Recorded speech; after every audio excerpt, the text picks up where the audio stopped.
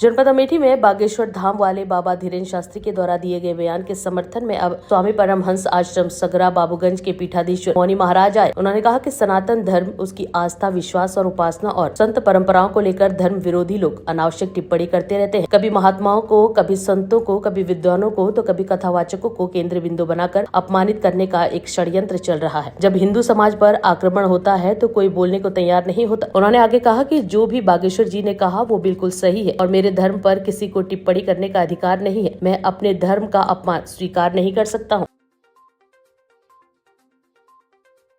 सनातन धर्म, उसकी परंपरा, आस्था, विश्वास, उपासना और संत परंपराओं को लेकर के आए दिन धर्म विरोधी लोग अनावश्यक टिप्पणी करते रहते हैं। कभी महात्माओं को, कभी संतों को, कभी विद्वानों को, कभी कथावाचकों को आए दिन एक केंद्र बिंदु बना करके अपमानित करने का एक षड्यंत्र चल रहा है। निश्चित रूप से जब आप हवस के पुजारी कह सकते हैं हिंदू धर्मावलंबियों को, हवस का मौलवी, हवस का पादरी क्यों नहीं कह सकते? उनको कहा देंगे तो आपको बहुत नमक लगेगा। लेकिन जब हिंदू समाज पर आक्रमण होता है तो कोई बोलने के लिए तैयार नहीं होता है।